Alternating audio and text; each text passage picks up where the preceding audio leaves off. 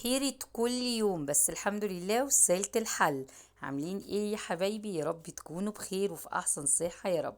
كنت راجعة من مشوار كده وقعدت افكر اعمل اكل ايه. والحمد لله اخيرا وصلت للحل ده. هعمل النهاردة مكرونة، وجبت كده همبرجر بصراحة اول مرة اجربه، وعايزة اقول لكم رأيي فيه.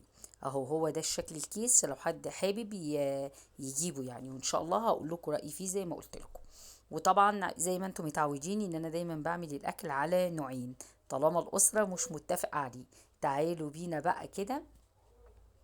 بعد ما شفنا كده كيس الهمبرجر صورته لكم من قدام ومن الظهر، عشان لو حد فيكم عايز ياخده سكرين ويجيبه يعني. تمام. بس كده قلت اعمل اكل خفيف كده بعد رجعتي بصراحة من مشوار بعيد. تعالوا بينا بقى نصلي على النبي ونشوف هنعمل ايه. خلاص انا كنت معلقه على ميه المكرونه، غليتها كده جامد، وبعد كده نزلت في المكرونه عشان اسلقها زي ما انتم شايفين. وهنا بحط ما تستغربوش، بحط مكرونه اقلام على شويه مكرونه صغيره، والنيحه التانية بحط فيها المكرونه الصغيره لوحدها. عشان طبعا يعني ما ينفعش اسلق الاتنين مع بعض عشان مش هعرف انشلها منها، فلازم اسلق دي لوحدها ودي لوحدها. هنا كانت خلاص المكرونه اهي بتغلي. بس عايزه اقولك لازم يكونوا نوعين يعني بيستووا مع بعض، عشان مفيش واحده فيهم تعجن قبل التانية. تمام. وهنا التانية. هنا بقى كنت علقت على الجريل كده، وقلت ايه احط فيه ندعه زيت واحمر فيه الهمبرجر عشان ابدا اوطي عليه النار شويه وعشان يستوي من جوه. بعد كده بعلي عليه النار قوي.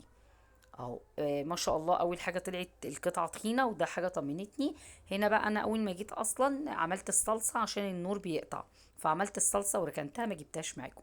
هنا خلاص كنت سلقت المكرونه وهحط الصلصه. بصراحه قلت اكل خفيف وسهل، لاني زي ما قلت لكم كده كنت راجعه من مشوار بعيد مش قادره اقف. هنا هي كنت معلقه بقى على المكرونه.